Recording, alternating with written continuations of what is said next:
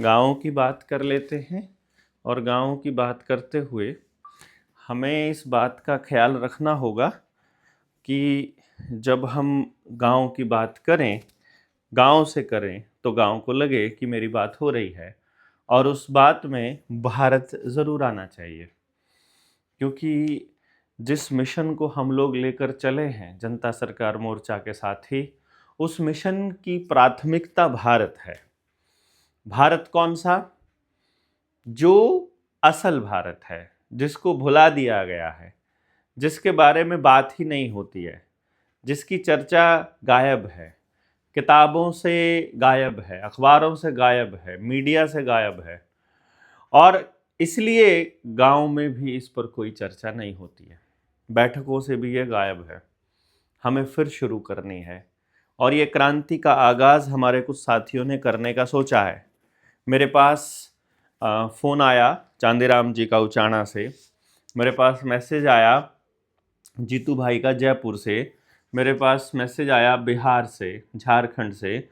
अपने साथियों ने कहा कि हमें अपने गांव पर वैसे ही काम करना है जैसे आपने इधर किया था, क्या नाम, फफड़ाना में किया था। तो अभी उचाना में शुरुआत हो रही है 1 फरवरी से 8 फरवरी तक, यानी आज 3 फरवरी है, तो वहाँ ऑलरेडी लोगों ने शुरू कर दिया है, अपने साथियों ने काम, दुर्जनपुर, उदयपुर और नचारखेड़ा में। तो ये उचाना और जींद के एरिया में लोग अपने साथी काम करना शुरू कर चुके हैं। अभी जो झोझू कला में हमने प्रैक्टिकल किया, जो इससे पहले हमने दुबलधन में प्रैक्टिकल किया, उसको समझ करके, उसको देख करके फिर अपने साथियों ने इसको अब अपने अपने गांव पर करने का निर्णय लिया है।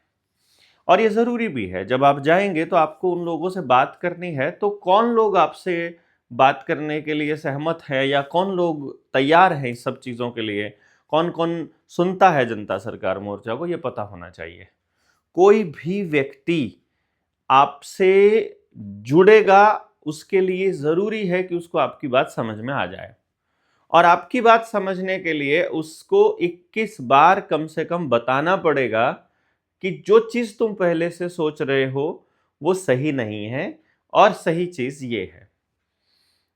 इसलिए बार बार बोलना पड़ता है, वरना मेरे कोई दिमाग में खराबी नहीं है कि पिछले 4 सालों से बनाकर वीडियो हम लोग सोशल मीडिया प्लेटफॉर्म पर डाल रहे हैं। पहले हमें नहीं मालूम था कि इसका कितना महत्व है।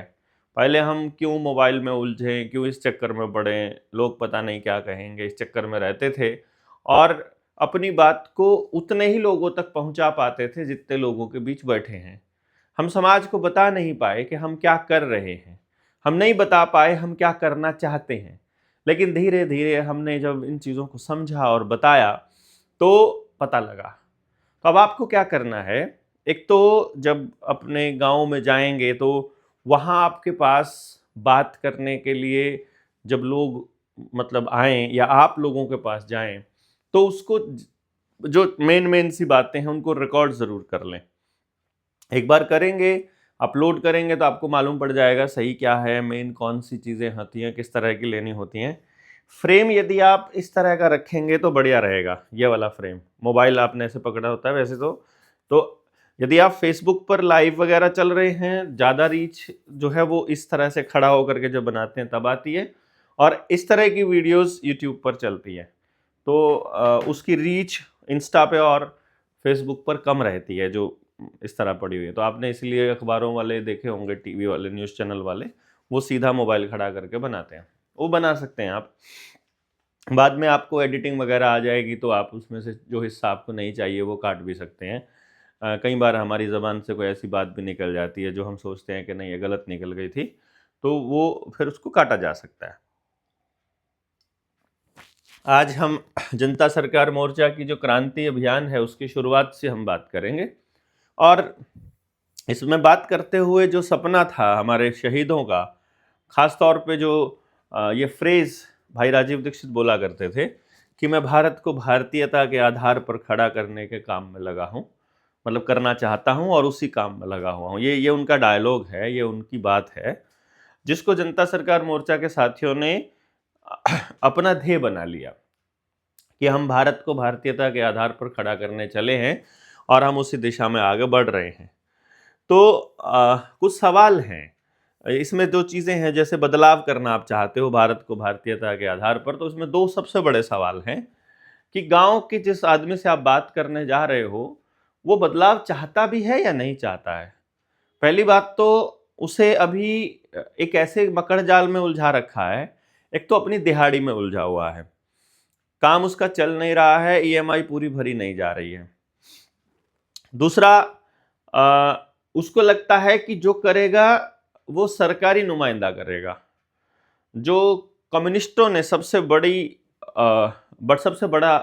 हानि जो की है समाज की, पूरे भारत को जो जिस गलत दिशा में कम्युनिस्ट लोग लेकर के गए हैं, खास तौर पे ये ट्रेड यूनियन वाले लोग, जो सरकारी संगठन सरकारी संस्थाओं में बैठे ये संगठन थे, वो संगठनों के लोग जो अपने आप को कामरेड कहते थे और जो यूनियनिस्ट कहते थे, उन्होंने जो बड़ी गलती करी है वो ये करी कि उन्होंने मांगनी सिखाई लोगों को।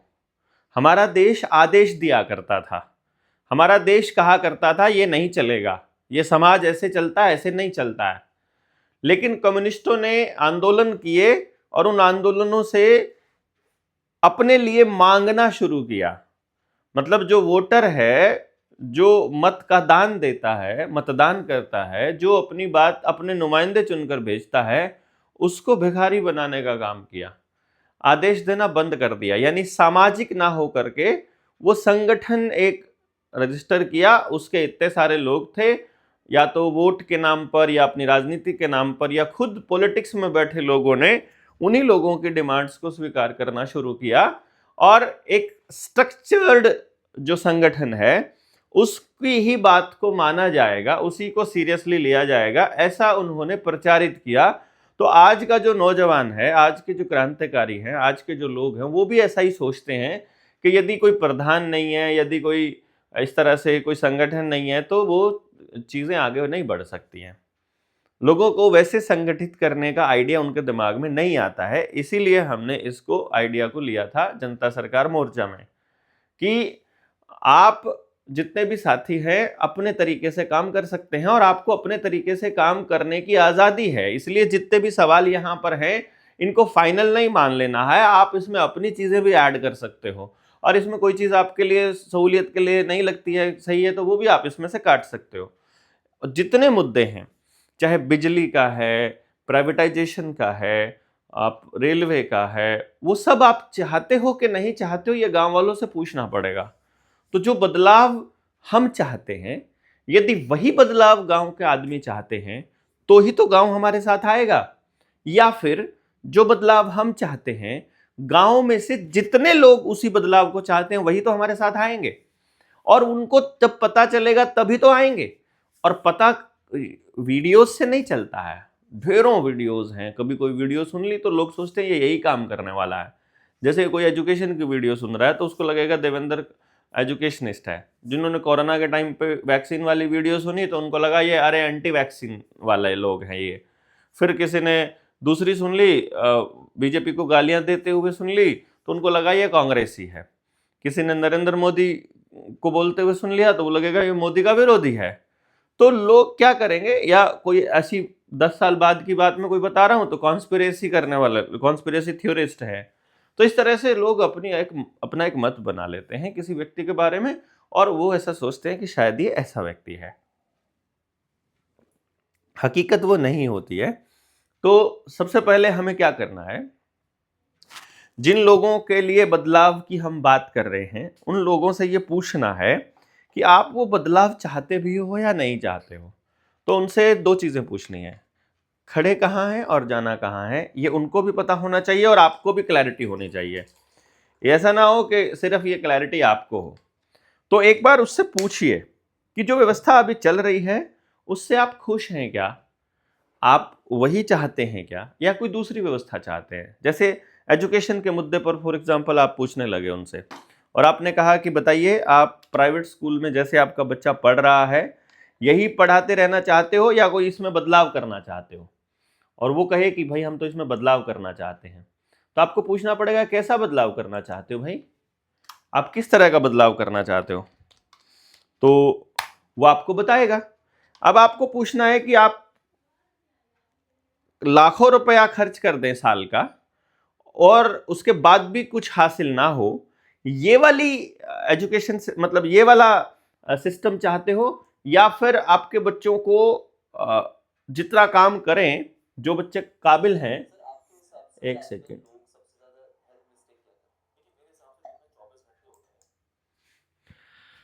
जो सबसे बड़ी गलती जो करते हैं कि लाखों रुपया खर्च कर दिया और उसके बाद भी उनके रोजगार की कोई गारंटी नहीं है। ऐसी शिक्षा चाहिए, या फिर आपका जितना आप कंट्रीब्यूट कर सकते हैं उतने कंट्रीब्यूशन में 100% गारंटीड रोजगार वाली एजुकेशन चाहिए। तब आप उससे पूछिएगा और बोलेगा ऐसा संभव है क्या। अब बोलेंगे कि देखो, पहले तो आपको ये बात देखनी पड़ेगी कि आपको ये वाली चाहिए जो अभी चल रही है, या आपको वो चाहिए जिसमें गारंटी हो आपके बच्चे को रोजगार मिलेगा। तो ऑब्वियसली वो चुन लेगा अपने आप।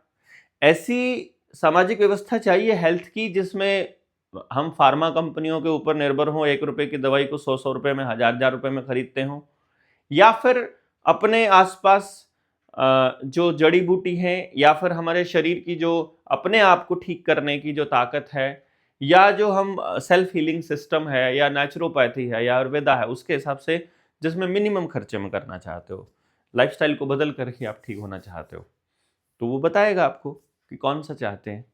वो अभी के लिए कहेगा पॉसिबल नहीं है, अभी के लिए कहेगा समय नहीं है, अभी के लिए कहेगा ऐसा हो सकता है क्या। लेकिन उसको बोलिए हो सकता है, नहीं हो सकता है, दैट्स अ डिफरेंट पार्ट। पर आप बताइए आपको क्या चाहिए, आपको किस तरह से मतलब जीना है। तो अभी वो कहाँ खड़ा है ये भी बताना पड़ेगा, और जहां जाना है वो भी बताना पड़ेगा। तो एक गांव में अगर 10 गलियां हैं, तो आप 10 गलियों में 10 लोग कम से कम आपके पास हों, जो हर गली को एक एक गली को चूज कर लो, भाई तुम्हें इस गली को आज टारगेट करना है, और तुम्हें हर घर में जाकर बात करके आनी है। गांव में बच्चे ज्यादा हो जाएंगे, ज्यादा कर लो, एक बार एक गांव करके टेस्टिंग तो कर लीजिए ना कि क्या रिस्पॉन्स आता है, लोग क्या कह रहे हैं, लोगों का क्या रुझान है, और उसको पूरी तरह से समझना है। अगर तो मैं इस वीडियो के कैप्शन में या फिर डिस्क्रिप्शन में लिंक दे दूंगा कि गांव की जो क्रांति है उसमें जाते समय किन किन बातों का ध्यान रखना है, वो सारी बातों की वीडियो मैंने ऑलरेडी बनाई हुई है। तो उस वो हमने अपने एक्सपीरियंस भी शेयर किए हुए हैं। टीम 500 के लिए भी, मतलब टीम 500 का मतलब वो है जो गांव में जाएंगे और उसको लीड करेंगे, उन लीडर्स के लिए भी हमने ये वीडियोस बनाई हैं, और जो फफड़ाना में जो हमने किया था उसके लिए भी हमने वीडियो बनाई थी। वीडियो बनाने का पर्पस ये था, देखो हमने पहले कहा है एक गांव में टिक करके काम फिलहाल नहीं करना है, हमको भी नहीं करना है, आप अपने गांव में तो रहते ही हो, वहां तो धीरे धीरे करते जाइए। मैं नहीं कर पाऊंगा क्योंकि मुझे मूव करना है, पूरा ऑल ओवर इंडिया घूमना है, जाना है, सब लोगों को बताना है। ये जो गिलहरी वाला काम है, गिलहरी का काम क्या है, बीज बोने का, वो बीज कहीं भी लेके जाएगी और भूल जाएगी, और वहीं पर वो मतलब इस तरह से जंगल उगता है बेसिकली। तो वो अपनी बातें कह करके, इसीलिए मैं उन लोगों को नहीं बोलता हूँ कि आप मेरे साथ अटैच हो जाइए, मेरे से जुड़ जाइए। मैं कहता हूँ यहाँ का ये लोकल बंदा है, इससे जुड़ जाइए, यहाँ ये इस बात को समझता है, आप इससे जुड़ जाइए। उनसे जुड़ के आपको अपना काम करना है, मुझसे नहीं जुड़ना है, वहां की जड़ों से जुड़ना है, वहीं पर अपने आप को ताकतवर बनाना है बेसिकली। तो वो हम कंटिन्यूअसली कर रहे हैं इसमें। तो खड़े कहाँ है, जाना कहाँ है, ये हमें मालूम होना चाहिए। जो वर्तमान व्यवस्था में कुछ बदलाव चाहिए या सब कुछ ठीक है, और उसको कौन बदलेगा, और यदि हम बदलने की कोशिश करें या इस पर कुछ काम करने की कोशिश करें तो क्या आप साथ आएंगे। साथ में पूछा जा सकता है कि आपकी क्या हिस्सेदारी और जिम्मेदारी रहेगी। अगला बंदा जिम्मेदारी लेने से मना कर रहा है तो आप उसको बोल दीजिए, वो पूछेगा क्या हिस्सेदारी, क्या भागीदारी। हिस्सेदारी और जिम्मेदारी, कि अगर आपको व्यवस्था में सिर्फ हिस्सेदार बनना है तो भी चलेगा, और जिम्मेदार बनना है तो भी चलेगा, लेकिन बात को सुनना जरूर। चाहे आप कुछ भी सहायता मत करना, चाहे आप किसी भी तरह से सहायता मत करना, पर एक बार सुनिए जरूर। इस व्यवस्था में, जिस व्यवस्था को हम आगे लेकर जाना चाहते हैं, कम से कम वहां बैठ करके अपनी बातचीत को रखने का तो डेकोरम हम बना ही सकते हैं। ठीक है, और फिर कौन कौन सी जानकारियां हैं जो हमको गांव से लेनी है। लेनी इसका मतलब इसलिए है क्योंकि जब आप ये बताओगे अपने गांव को कि मेरा गांव कहाँ खड़ा है और हम इस गांव को कहाँ लेकर जाना चाहते हैं और उसके क्या लाभ रहेंगे। इसमें और चीजें भी ऐड कर सकते हो, ये भी कर सकते हो कि आप क्या क्या करते हो और क्या किस किस तरह के अपने बच्चों के लिए क्या उम्मीद करते हो कि आपका बच्चा बड़ा होकर क्या करे, या अभी जो बच्चा बड़ा हो गया है बेरोजगार है यदि वो, तो वो क्या करना चाहता है। तो इसमें आप ऐड कर सकते हो, जिसमें पॉइंट्स हैं। इसका हमारा वो लिखने का था, मिल गया। चलिए, इसमें जो हमने पॉइंट्स लिए हैं इनको आप फाइनल मत समझिएगा, इनको आप इस तरह से रखिए कि आपने पूछना है गांव में कि और आपके घर में बेरोजगार लोग कितने हैं, आपके या आप किस तरह का रोजगार उम्मीद करते हैं, इनके लिए किस तरह के रोजगार की उम्मीद करते हैं। हाँ, अब ये पॉइंट्स मैंने कुछ दिए हैं, आप रजिस्टर को इस तरह से लेके चलिएगा। कभी भी इसमें रजिस्टर में ऐसे, ये रजिस्टर है ना जैसे कोई कॉपी है, तो इसमें इस तरह से लाइन मार सकते हो आप, ये जो लाइनें मैंने बोला है, और इधर से ही शुरू करना है, मतलब इस वाले पेज से नहीं शुरू करना, क्योंकि फिर आगे तो जगह है नहीं है। इसमें इधर से शुरू करेंगे तो ये पूरा का पूरा पेज एक बन जाएगा, और रजिस्टर जितना चौड़ा हो, यहां से जितना चौड़ा हो उतना बढ़िया है, ये पूरा चौड़ा होना चाहिए। उसमें जो चीज थोड़ा सा ध्यान रखिएगा, जैसे सीरियल नंबर है, इसमें तो सिर्फ 1 2 3 4 ही आएगा ना, जैसे 1 है 2 है, तो ये बाकी की जगह खाली पड़ी है, तो आप इसको थोड़ा सा पतला कर सकते हैं, यानी कि इसको आप ऐसे कर सकते हैं, सीरियल नंबर ऐसे लिख दिया तो ये इतना ही आ जाएगा, बहुत है 1 2 3 4। ये 1 2 3 4 किस लिए है कि कोई बंदा है, जैसे फॉर एग्जाम्पल हमने दिया कि हम ये लिखना चाहते हैं, बंदे के बारे में जानकारी हम चाह रहे हैं,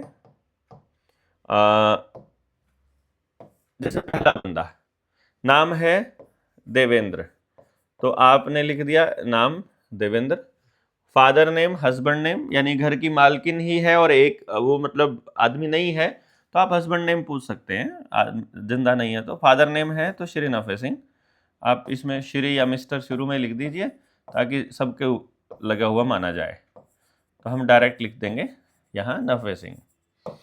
फैमिली मेंबर्स कितने हैं, तो टोटल अगर कोई आपसे पूछता है कि आपके घर में टोटल कितने लोग हैं, तो मेरे घर में 3 लोग हैं। अगर मेरे पिताजी की फैमिली होगी, अगर यहाँ श्री नफे सिंह होंगे तो वो अपनी फैमिली वो मुझे बताएंगे बेसिकली, तो हम लोग उसके फैमिली में हैं।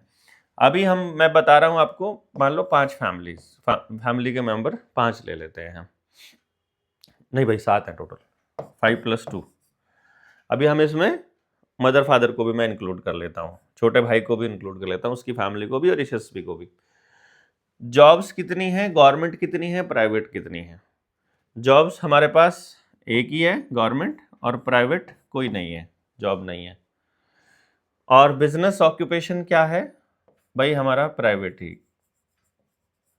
काम है, ठीक है, काउंसलर कुछ भी कर दो। स्टूडेंट्स कितने हैं, हमारे घर में स्टूडेंट हैं, हम 3 लोग हैं पढ़ने वाले, 3 लोग पढ़ते हैं। क्या क्या पढ़ रहे हैं भाई, लॉ पढ़ रहे हैं, ठीक है, आयुर्वेदा पढ़ रहा है एक बंदा, और ह्यूमैनिटीज कर रहा है, bachelor of art. School college नाम बताना चाहते हैं तो स्कूल कॉलेज का नाम आ जाएगा। इसके अलावा पढ़ाई पे कितना खर्च है, पढ़ाई पे अभी कितना खर्च है भाई, हमारा तो खर्च नहीं होता है, यशस्वी का तो कोई खर्चा नहीं है पढ़ाई का, स्कॉलरशिप पे रहता है, वो तो बचपन से स्कॉलरशिप पर है। उसको कोई पैसा, क्योंकि बचपन में ही उसने कुछ अचीवमेंट्स इस तरह की कर ली थी। हमारा खर्चा है साल का 2 लाख रुपया, हम मान के चल पड़ते हैं, पढ़ाई का खर्चा है, जिसमें आने जाने का, पेट्रोल डीजल का। साधन क्या है आपके पास, कार है, ट्रैक्टर भी है, बाइक भी है, ठीक है। पेट्रोल डीजल का टोटल खर्च कितना हो जाता है महीने का, महीने का खर्च कितना हो जाता है, लगभग 10 से 20 हज़ार किलोमीटर गाड़ी चलती है, 10 हज़ार तो मिनिमम चलती है, तो 20,000 भी चलती है, तो हम लोग 1,00,000 रुपया महीने का डीजल पेट्रोल का खर्चा करते हैं। दवाई का खर्चा हमारा नील है, कोई खर्चा नहीं होता। हमें 29 साल हो गए, कोई नॉमिनल कोई वैसे कुछ होता है, कोई आयुर्वेद की दवा लानी पड़ती है तो बात अलग है। और अभी तो कुछ दिनों से तो हमें आयुर्वेद वाले साथी उपहार रूप में भी दे देते हैं और हेल्प रूप में भी, मदद रूप में भी दे देते हैं। वैक्सीनेटेड हैं कि अनवैक्सीनेटेड हैं? अनवैक्सीनेटेड हैं सारे के सारे, कोई से ने भी घर में वैक्सीन नहीं लगवाई है। साइड इफेक्ट्स के लिए तो फिर सवाल ही पैदा नहीं होता है। अगला वाला, अगर केस करें तो साथ आएंगे? यस, साथ आएंगे बिल्कुल। 5 किलो राशन लेते हो कि नहीं लेते हो? नहीं लेते हैं। छोड़ सकते हैं? यदि वो छोड़ सकते हैं तो बोलिएगा कि यस छोड़ सकते हैं, नहीं तो बोलिएगा नहीं छोड़ सकते हैं। अगर छोड़े तो हेल्प क्या चाहिए?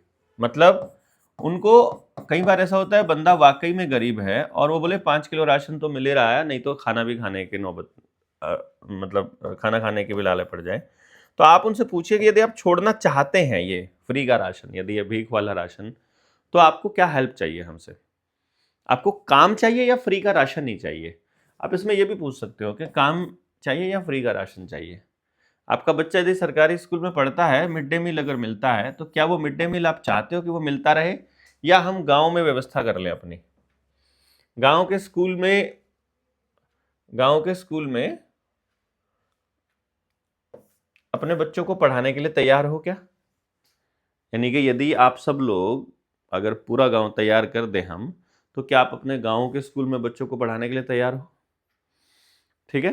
रोजगार आधारित शिक्षा होनी चाहिए या फिर जैसे नौकरी आधारित शिक्षा होनी चाहिए, सिर्फ नौकरी के लिए ही हम बच्चों को तैयार करना है? अब आपको गांव की सामूहिक बात पे आ जाइए। ये सामूहिक बात है जो अब, वो तो व्यक्तिगत थी। गांव की सामूहिक जमीन है, वो गांव की है या सरकार की है? डीसी को मिलना चाहिए उसका अधिकार या फिर सरकार को मिलना चाहिए? सरकार ने रजिस्ट्री अपने नाम कर लिया धोखे से, आपको पता भी नहीं चला ना। बीच में हर जगह सरपंची के इलेक्शन रोके गए, वहां एडमिनिस्ट्रेटर को लाया गया, एडमिनिस्ट्रेटर ने अपनी मर्जी से कुछ भी किया और एडीसी के अंडर में ले आते हैं और ग्राम सभा से पूछे बिना इन्होंने निर्णय ले लिए। तो वो जमीन हमें वापस लेनी चाहिए कि नहीं लेनी चाहिए, ये आपको बताना है। सामाजिक सुरक्षा न्याय पर पुलिस पर ज्यादा भरोसा किया जा सकता है या पंचायत पे भरोसा किया जा सकता है, यानी गांव पे किया जा सकता है? फिलहाल की स्थिति यह है कि पंचायत पर कोई यकीन नहीं कर रहा, लेकिन यह बताइए क्या पुलिस में न्याय मिल रहा है? आप अपनी जानकारी गांव के आदमी को देना उचित समझोगे या किसी अनजान आदमी को देना समझोगे? आप पुलिस वाले को तो सब कुछ बता रहे हो, जज को तो सब कुछ बता रहे हो, गांव को बताने से डर रहे हो। पुलिस वालों को तो कह रहे हो, मतलब चाहे लोन की मसला हो, चाहे आपकी गरीबी का मसला हो, चाहे आपकी बेरोजगारी का मसला हो, आप अनजान लोगों को बता रहे हो और खुद को नहीं बता रहे हो। इंटरनेट पर आप अपनी जानकारी सारी दे रहे हो। बताओ, अब आपने ऑनलाइन फॉर्म भर रखे हैं, सारे आधार कार्ड दे रखा है, वहां सबको दे रहे हो, पूरी दुनिया को दे रहे हो अपने बारे में सारी जानकारी, और गांव को नहीं बता रहे हो। गांव में बताते हैं किसी को पता लग गया ये कर्जदार है तो बेइज्जती हो जाएगी। अरे भैया, तुम पूरे देश, पूरी दुनिया को बता चुके ऑलरेडी ऑनलाइन सारा डाटा दे करके। ठीक है। फिर जो बिहार वाले साथी, उनके लिए है ये कि माइनिंग अगर कहीं पर हो रही है तो उसका प्रॉफिट गांव के लोगों को मिलना चाहिए या कंपनियों को मिलना चाहिए? वहां के लोगों को मिलना चाहिए ना, लोकल लोगों को। वो प्रॉफिट कहाँ है?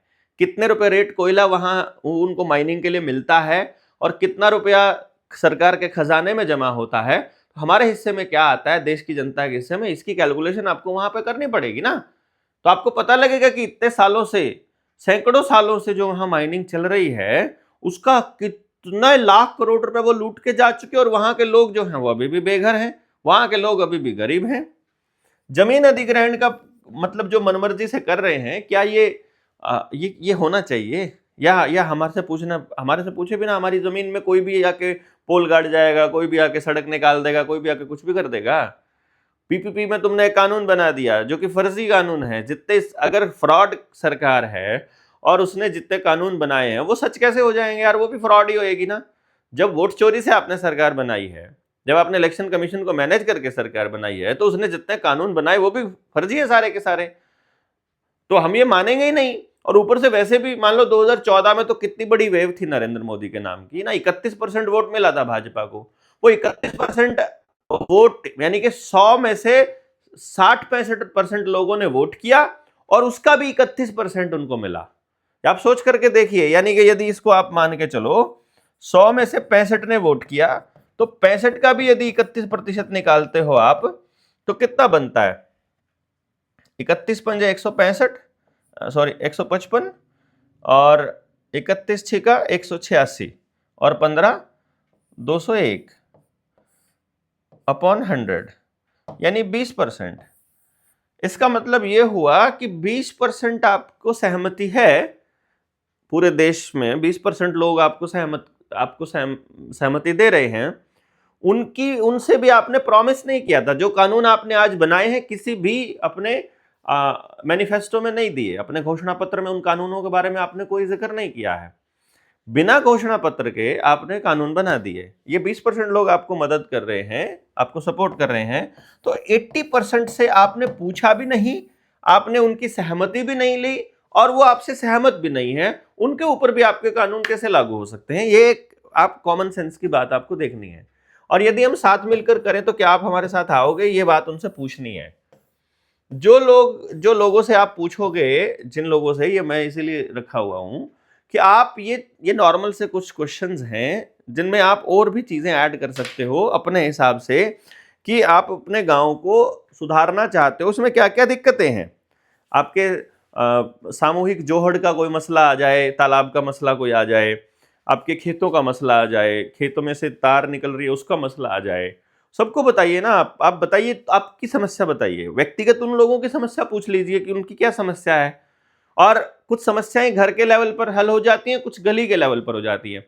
उनसे कोई पूछने वाला तो आएगा नहीं। देखो, सीएम विंडो से कुछ नहीं बनेगा, अधिकारियों से कुछ नहीं होगा, तहसीलदार, डीसी, कलेक्टर ये कुछ नहीं कर पाएंगे। जो करना होगा वो गांव कर सकता है। तो गांव को मालूम होगा तो बात बन जाएगी, और आप अपने अपने गांव पर इस पे काम कर सकते हो। ये बहुत इंपॉर्टेंट काम है जो आप करने जा रहे हो, और ये मुझे बहुत गर्व है आप लोगों पर कि आपने इसको शुरू करने के बारे में सोचा है। जिन लोगों ने भी इसके ऊपर कुछ भी करने के बारे में सोचा है वो बधाई के पात्र हैं। और अपनी बातचीत को सोशल मीडिया प्लेटफॉर्म के जरिए जरूर बताइए।